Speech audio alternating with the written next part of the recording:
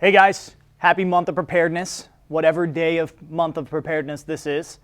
Today we're going to be talking about one of my favorite topics, which is cultivating a prepared community. Preparedness has so many different things that you can focus on, whether it's food or training or resilience, all these things. But what is often not considered enough is your community and how you get prepared together. So we're going to go over a couple of quick things that you can do to be more prepared as a community, build up the team together, and it's pretty basic. So the first thing we're going to do is the who, what, when, where, and why. I'm going to go in reverse because I like backwards planning, and we're going to start with the why. Why is it important that we cultivate a prepared community? Because you are not going to succeed alone, right? And so we know that we need people. We have an inherent need for people, right? But we don't just need anybody. We need quality people, right? So we have a need for quality people. And deeper than that, we have a need for quality people who want to be working as a team, right? And so that's very important for us to understand. Next is the where. That's going to be wherever you are located or wherever you're trying to be more prepared. So let's say that you have a bug out location, right? Well, if that is your plan, it's to bug out, you shouldn't necessarily be building a preparedness community where you're located now. You should be building a preparedness community where you're bugging out, right? So wherever you are going to be, location for SHTF. Now let's talk about that for just 1 second, because SHTF, a lot of people go into like the totalitarian 1984, everything's bad, World War chaos, which, you know, that's SHTF for sure. But SHTF could much more realistically look like a fire. It could look like a hurricane. It could look like a flood. It could also look like, you know, maybe you lost your house. Unfortunately, you lost your job. You were laid off, and so now you have to tie into the community that you have because shit has hit the proverbial fan for you, right? And so wherever we're located, that's where we're wanting to build this central community. And then furthermore than that, you can build multiple communities. So say that I live at A location and I have a bug out spot at B location. Well, I want to build out a solid community at A, but I also want to build out a community on both sides, and it's going to fuel my intelligence network. And we're going to talk about that here in a second. When? You want to do this as soon as possible, right? ASAP, right? But bigger than the when, let's talk about a different thought process. When are you spending time with that community? When are you investing time into those people, right? So this could look very simple as, you know, having a neighborhood watch, right? Neighborhood watch is an easy thing to do with people. It takes about 10, 15 individuals. You usually grab them from your neighborhood so they live close to you. And now we're scheduling when is the neighborhood watch going to be active and who is going to be active in that neighborhood watch, right? Furthermore than that, we can also go ahead and put these three things together, the when, the where, and the why, and make sure that they're culminating in one cohesive factor, right? So we want our why to tie into where we are, as well as we want it to tie into when we are, right? I can't necessarily only plan from 10 years from now, or I can't plan for 5 years prior, right? I have to plan where I am and be realistic in that process, right?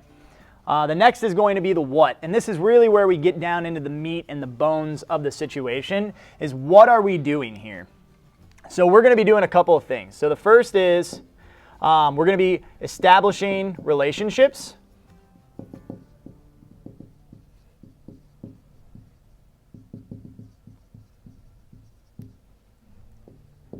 Two, we're going to be building an intelligence network.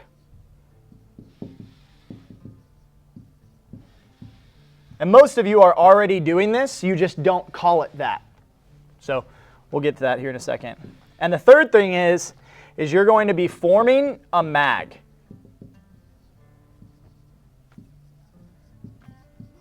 And so a MAG, or a mutual assistance group, is what you would call a team of people who are all playing by the same rules, have the same understanding, and have made an agreement or a covenant together to weather the storm. Whether the storm is literally a storm or whether the storm is, you know, the paratroopers are coming down from the sky, the aliens have invaded, and the zombies are finally coming.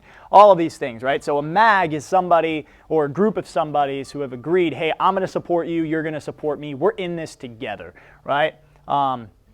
So we want to establish relationships. And the reason we want to establish a relationship and not a contact is because a relationship is something that has context, right? We want to have context with individuals. If we don't have that proper context, we're not going to really know who we're dealing with, right? And I don't want my wife and my kids around somebody that I don't have context with when things are bad. Because when things are bad, we know that statistically, people behave poorly, right? So the last thing I want to do is put somebody in a position where they're near my family, where they could potentially behave poorly and not have context with them.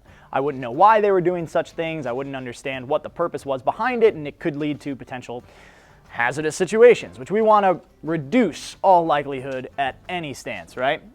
So we're going to establish relationships. That takes time. It's not an overnight thing. One of the best ways that I've seen to establish relationships with people is to do hard things together. It kind of hits the gas pedal on the relationship meter, right? Because you have so much more context through that hard work, that determination, the grit that it takes to move through hard things. Great example, go serve your community.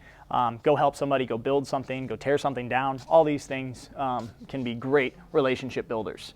The next thing is going to be what we're doing is we're building an intel network. Now, majority of you have an intel network, you just don't really call it that. So you probably know what's happening in your neighborhood right now. You have a general idea. Somebody just got a new car, so-and-so is moving out, the kids finally graduated, all these things. And what you're doing is you're filling out informational gaps inside of the storyline that surrounds you. And so we're going to be a little bit more blatant and a little bit more focused in that. Because information drives preparedness. If we don't know what's going on, we don't know how to be prepared for it. If I have a flood warning in my house and I'm buying fire extinguishers, I'm going to be sorely mistaken that I didn't get that boat. Same way as if I have a fire in my house and an inflatable raft, I'm going to be sorely mistaken when it burns down my house. So our intel network is going to play into exactly what is happening in our AO, right? And so here's the way that I recommend people start building an intel network, and you've probably already done this, right? So you have yourself, right? This is your network right here. This is you. You're a little bubble, right? You exist inside of your own world. This is the chaos of you, right? And what I recommend people do is inside of your friend group, unless you are an absolute loner, right? Which is fine too. Loners need love. But inside of your friend groups, you're going to have 4 probably pretty different friends, right? So we'll say this is A, this is B, this is C, and this is D. Friend A likes baseball and likes hiking. Friend B likes heavy metals and concerts on the weekend. Friend C studies books and is a librarian. And friend D is a tech nerd and he exists in the digital world. These are 4 very different people. And what these are is these are 4 different touch points into different communities.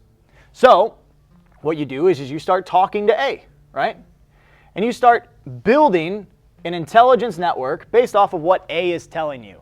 A is going to give you indicators that matter to you. A might not give you indicators because nothing's going on. And that's okay too. It might be great that all you find out from A is that Cheryl got that new car. But you know that that's Cheryl's car driving down your street and not somebody who's slowing down looking at houses potentially to rob. Intelligence matters. So we have A. Inside of A is going to have 4 friends. And we're going to tell A to do the same thing that we're doing, right? And so off of A, we're going to have 1, 2, 3, 4. Same thing with B. Same thing with C. Same thing with D. Right? And then these guys are all going to have their own independent intelligence circles, right? And what we're doing is we're building out a network of different information from different perspectives and different context. Should you ask the doomsday prepper how close we are to the end of the world? No. Because they are going to say very, very, very close. It's in their best interest to validate their actions by saying that. Now, should we consider what they say? Absolutely. That's a valuable opinion. That's intelligence. How much it applies to us, we don't know yet, but it is intelligence nonetheless, right? What we want is 4 differing contexts that give us a little bit of insight into the world, right? And it's human-based intelligence, it's not tech-based intelligence. So it's human. We are able to figure it out through the direct dissemination of people, right? Through building this network out, you are now going to have what I would call an intelligence funnel. Basically, a bunch of information is going to start coming to you. And so you're going to have to figure out a way to sort through that information. And that's really where the team comes into play. So you have friend A, and you have friend B, and you have friend C, and you have friend D, right? We already built this network out. We already established these relationships. This is the who that we're talking about right here, right? We want to find 4 or 5 good people. And so we've already built out that network. So now they are going to act as their own independent funnels through each of their contacts. And they're going to bring you intelligence. Now this could be a second, that kind of takes to warm up. You might have to have some conversations like, hey, did you find anything out from that guy I asked you to talk to? Oh, no, he didn't say anything. Well, what did he say? He did mention the fact that Google was trying to buy this. Oh, hold on now. That's huge news. Let's not brush over that. So you might have to coach them as to what is a valuable piece of intelligence, because some people just throw stuff away. But that's okay, because you can totally do that. This is all absolutely applicable to you. This is going to feed your preparedness level every single day, because you'll know more of what's going on around you. So, who are we looking for to fill these circles? Because we don't want just anybody. It's not smart for us to be focusing on the intelligence from, necessarily the guy who mops at a factory and there's nobody there. He doesn't talk to anyone, right? So what we want is we want credible intelligence sources, right? So that could be a plethora of different things, right? So I'm going to write this down. We want credible sources, and that comes down to trust, but everybody say it with me, trust but verify. Right? So we're going to trust but verify, and that's who we're building this out with.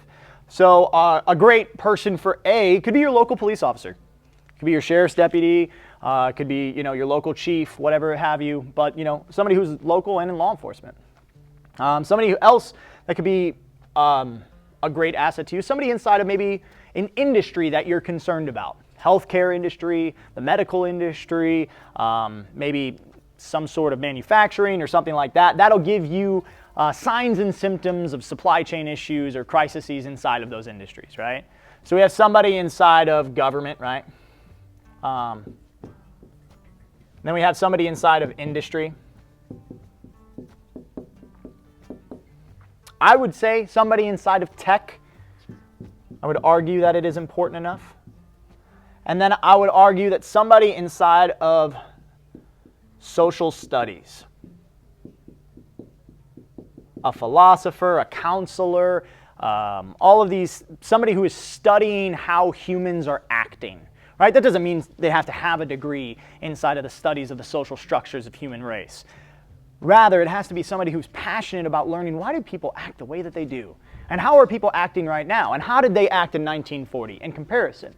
Right? There's a lot of people who are very focused on that, and they just don't put a title to it. They're very easy to find, right? And then we want to find somebody in tech, so that way, we know what's going on in the tech world. We're having a resource there. Somebody in industry we already spoke about, and somebody inside of the gov, because that's a great resource for you. We should be involved inside of our local government. We should be participating. They should know that we're there, because it holds them accountable, and it allows for us to have more information about what's going on in our community. All of this to say, you have a community around you. There's a ton of people, and they are most likely a little bit worried about what's going on in the world right now too. So reach out to them. You have this information. You know that you need to do these things, so it's time to start doing. If you haven't yet, what's stopping you? What's going to happen? Hey, do you want to hang out and get to know each other better? Let's go on a couple of friend dates and see if it's a good fit. And then, hey, I'm kind of into this prepping thing. Have you ever heard about it? What's the worst they're going to say? No? Okay, cool. Well, now you know that that's not somebody we need to focus on for this. So maybe we take the time and the resources that we have, we take that away from that person, and we put it towards somebody who is focusing on building that mutual assistance group, right? Because it's mutual. It takes two parties, right? You and the other person. Okay, if you're already doing this, throw in the comments how it's going. Are you building out your intelligence networks locally? Are you working to build a more engaged community? This is something that every single prepper should be adamantly and vehemently working on right now, because when bad stuff happens, we'll most likely be around the people who live by us. And so we want to know them. We want to know how they're going to act. We want to be able to predict those actions as best that we can, because humans are pretty much unpredictable. But we want that data, we want that connection, and we want that relationship, so that way we're more prepared together. A more prepared community is a more resilient community. And right now, we really need to focus on our resiliency. I hope you guys enjoyed this video. I hope you're getting more prepared for the National Month of Preparedness. We love you. Please carry an effing tourniquet.